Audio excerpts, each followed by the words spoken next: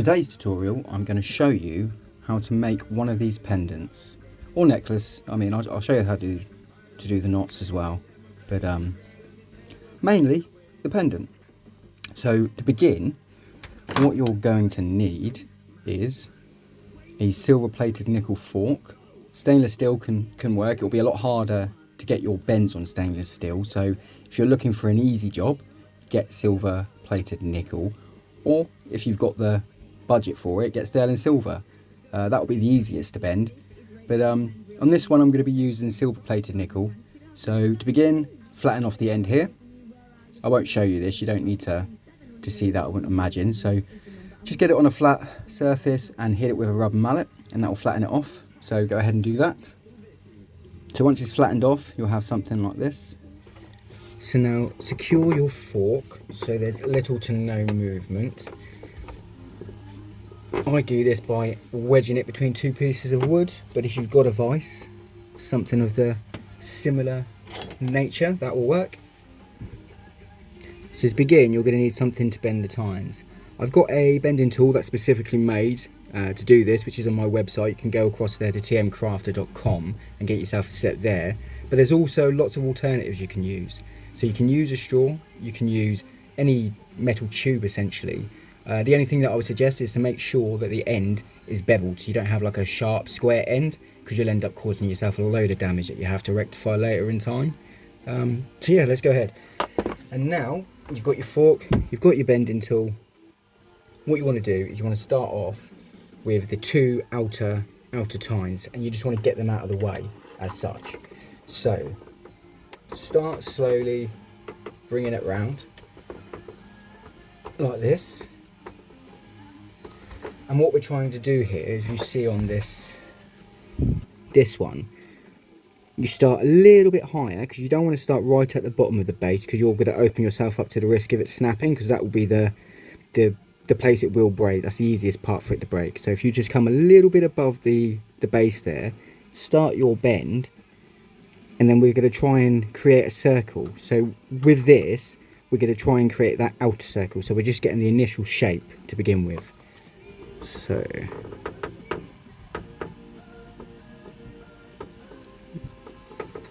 just like this, right? So you see there, we've got a good half circle. Come across to the other side and try get this as even as you can. I mean, it's not going to be the end of the world if you're a few mil out, but if you can keep it even, that's obviously ideal. So come up a little bit, start your bend,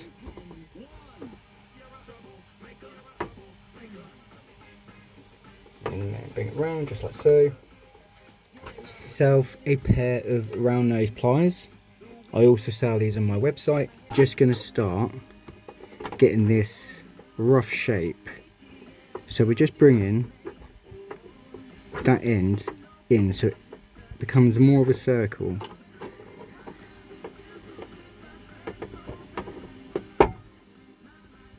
Like this. Take your time when you do this. You don't want to make any mistakes. Not that it's the end of the world if you do. Everything's rectifiable. Get that turned in. So now we're starting to get the idea. So you've got the basic shape there. So come across to the other side, and now we're going to try and replicate this as best we can on the other side. So let's bring this around a little bit.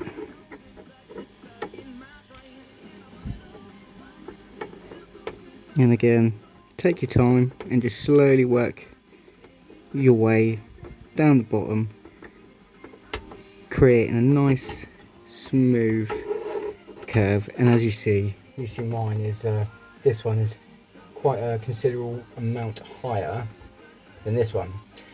So to bring this down lower, you just want to bring the pliers down to the base, or as far as you can get it, and just slowly bring it down to the level you want. So now we're about right.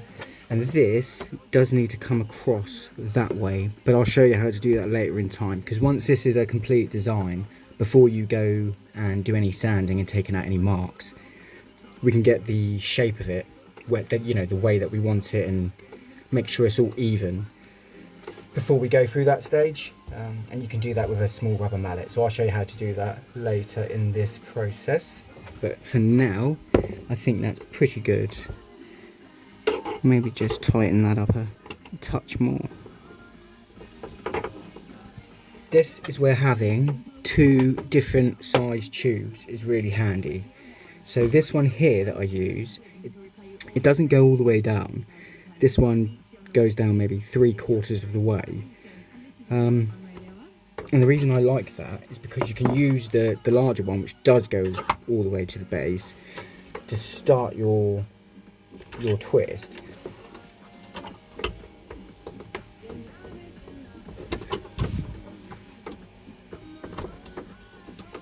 Do small movements very often, bringing it round equal amounts each time. So we've got our first twist here. So what's really quite important at this stage is to make sure that everything's lining up and everything's even, so your spiral or your corkscrew, whatever you want to call it, stays in the middle. Because if one of these is tighter than, say, the other, that can cause you all sorts of issues at the end, and it just looks terrible. So make sure that these are pretty good, and you can see this one needs to come down ever so slightly. So just do that. And then, like I said, with this smaller diameter tube,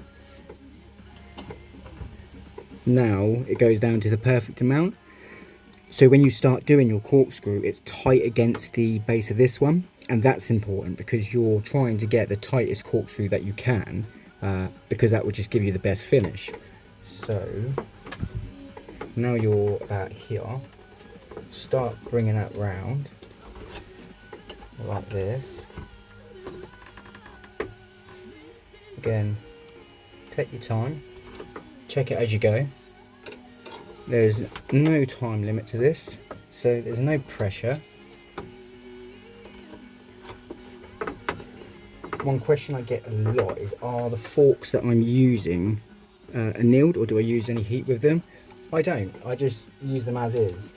I don't particularly like using heat, because then you've got to do a lot of cleanup, and I just don't have the patience, if I'm honest. So as you see, we're getting it even as it goes up, and it's really quite tight together. So continue that as you go, remembering to go all the way to the bottom before you start twisting, because as I say, keeping it tight is super important.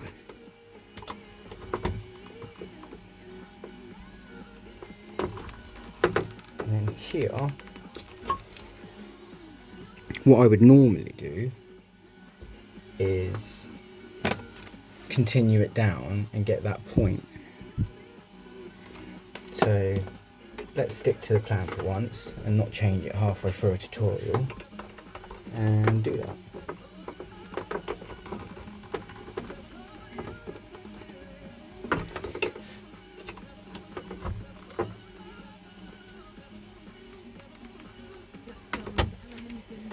And as you get to the top,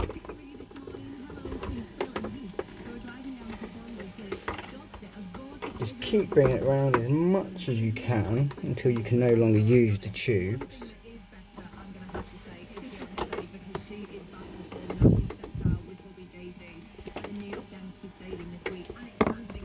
See, look, mine's a little bit pissed, but you can fix that.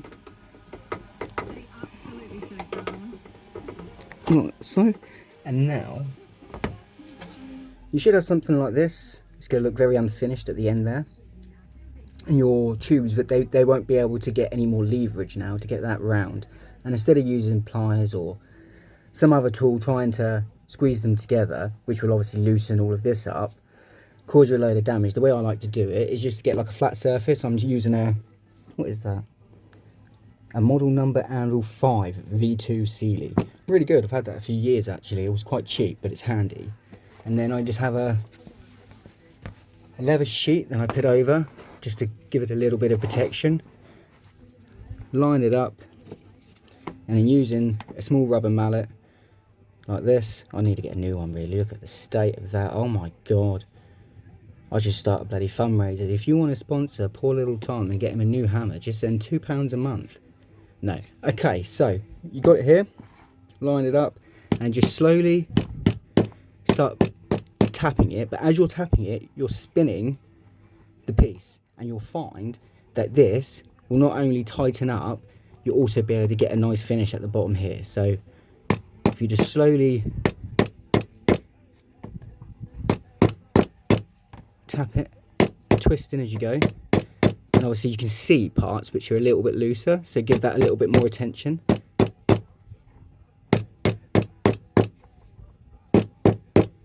And then you get to here,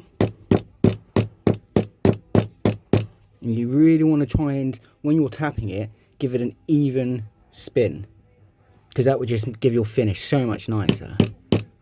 As you bring it round, you'll find it will start tightening in.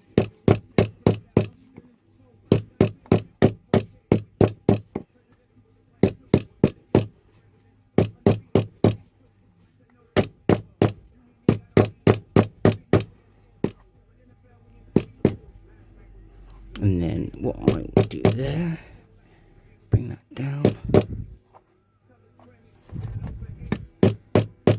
and that, I think, because there'll be a bit of sanding to do yet,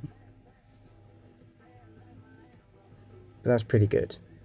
Right, so after you've tightened up your spiral, you should have something like this. So now we're going to start working on these side pieces. So you see there's a few little flat spots. So here it looks like there's a tiny bit of a flat spot there, so we're just going to take that out and then work your way around using the base of your pliers, moving up slightly as you tighten the curl as it goes in that tail in.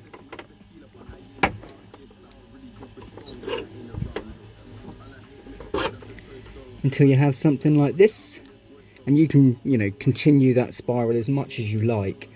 But for the sake of this video, I'm going to leave it here, and that's what we're gonna go with. So move over to the other side and do the same thing. And then once you've done the same on the other side, you should have something like this.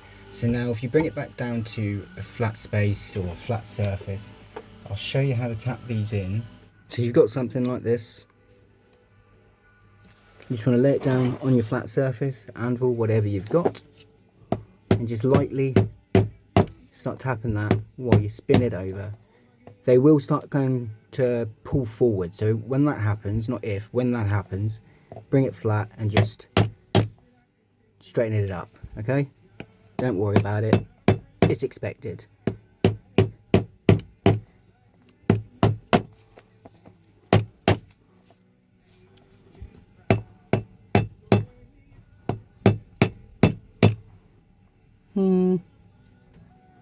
A little bit further. I would say that is pretty good. So let it flat, straighten up your design a little bit. The next stage is going to be cleaning this up with some sandpaper and getting all these marks and bits off. So although this is protected, you will leave a few bits of marks with the mallet, unless you've got one of the rawhide ones. I don't. So don't panic, don't worry about it. This is a little bit brutal, I get it, but we're going to be cleaning this up. So just make sure at this stage everything is where you want it. If you have a look, is it pretty symmetrical? I would say that is. So let's go and start cleaning this piece up. I'm going to start with 2000 on this. And just work your way around all of these markings. So you see here, you've got some tool markings. Just go over it lightly and you'll be able to blend those in. So start working around your whole piece, making sure not to miss any marks. then moving up to 3000. Go over the whole piece again, paying special attention to in between here. You can just fold your bit of paper really tight and that will actually fit in there quite nicely.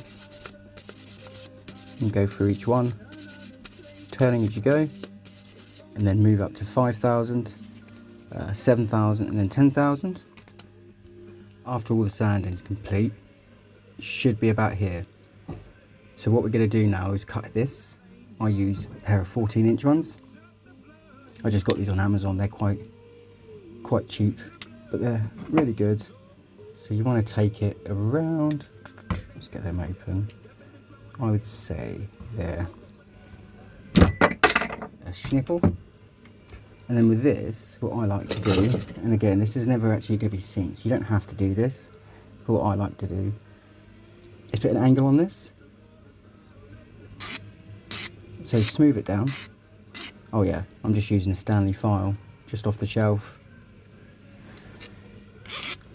So take this edge down, and then once you've got your angle put in, I like to chamfer the top part as well. You can use a pair of round nose pliers to do this, but if you've got a ring bender, it makes it far easier. So just place in your pendant, keeping it level, and about halfway down the stem, you want to start creating your bail. So once you get to here, what I like to do is just hold it tight in the grips of the shank bender and push this end all the way around.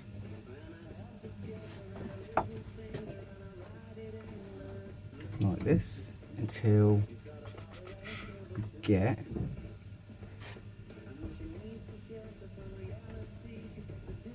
to about there. So if you have a look, my angle is now parallel with the back of the pendant, and we've finished this bail by tapping this with a rubber mallet, and that should bring these two pieces together and clamp it quite nicely. So let's do that. Lay your pendant down like this, again with a small rubber mallet. Just start tapping that end down, checking for straightness. You see how it's starting to curve off to the right there.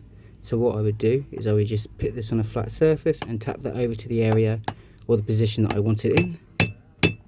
So now, pre-center, you can just finish your bail by turning it around and hit it up here, and that will push this inwards and it will bring your pendant out. So when you do have that on a chain, rope, whatever you have it on, it's going to sit nice and square and sort of front face, kicking in or kicking out to one side.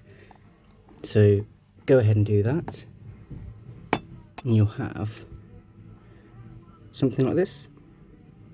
Now you should be around here, ready to polish. Usually I'd run it through my bench polisher, but I know from my last tutorials that a lot of people don't use those, or they don't have the space to have one. So I'm going to show you on one of my handheld Dremels. It's a cheaper brand of a handheld Dremel. I got this on Amazon about a year ago for around 20 quid, which is about $25. Fantastic bit of kit. It's, you know, I've got a Dremel, branded Dremel as well. And no, this is not as powerful, but it is very good. And for a beginner, you know, this is ideal. So get on Amazon, look that brand up. They're fantastic. And they do lots of cheaper hand tools, power hand tools, which are actually really quite good. The pad I'm using, or the polishing attachment I'm using, is just a cotton polishing pad. Again, I get a variation of these on Amazon. It's like a pack of 50 different heads. Get you a few, and yeah, it's just all different types. I'm sure they all have different uses, but I use them for all the same thing, and that's polish. Apply some of the polish. And the one that I'm using is red, which I believe is like a medium coarseness. There's a green bar, which is like the soft coarseness. And I think, if I'm not mistaken, it's rather brown or black, and that's the coarsest, I think. Correct me if I'm wrong. But yeah, so go in and just in a circular motion, start going around all of the areas of your pendant, making sure to get all of those curves, getting in between all of the tines. And with this stage you can really take your time, there's no rush with this. And the one thing that I like to pay special attention to is these curves here, and in between there, all the polishing has been completed. Just give it a clean with some warm water and some soap. Use whatever polish you like. I like to use Silvo Tarnish Guard. And then here, to do the necklace, I'm using the 2mm leather cord. So make sure that both ends are at the same length. Give yourself, I would say, 6 inches. Go across like this. So now you have one end here and then one end here, and then all you're doing is creating 2 loops. So you go 1 loop like this,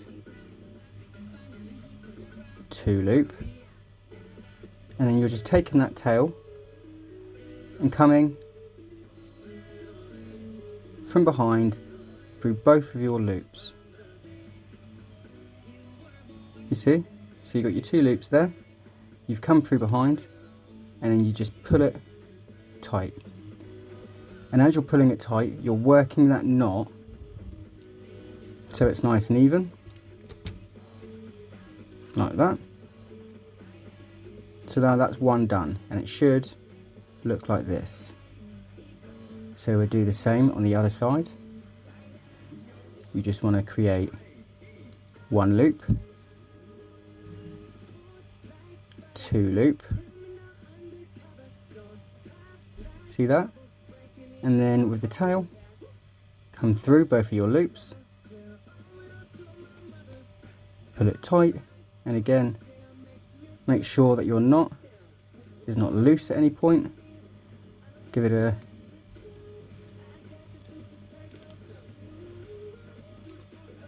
pull,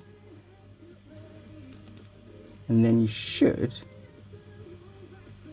have something like this, and then you can cut off your excess. I like to just leave a little bit at the end, just like that. So now you've got your 2 ends. What I like to do is just run a flame over the top to get rid of any of those straggly or scraggly bits, whatever you want to call it. And then you should be left with something like this. And this is an adjustable knot, so you can make it bigger, make it smaller, and it's super simple.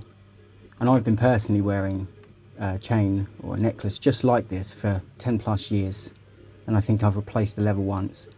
And there you have it, 1 fork necklace with an adjustable cord. So yeah, give it a go. Let me know what you think. These are super popular as well. I don't really stock many of these, which I should really, but because they're quite simple to make. And then again, they are super popular. So get them on your websites, get them sold, make that money. And I'd really appreciate it if you're watching this, if you can give it a like and a share to help that algorithm push it out a little bit further. And it means Facebook pays me so I can continue to do these for free. So it's a win-win. And yeah, best of luck.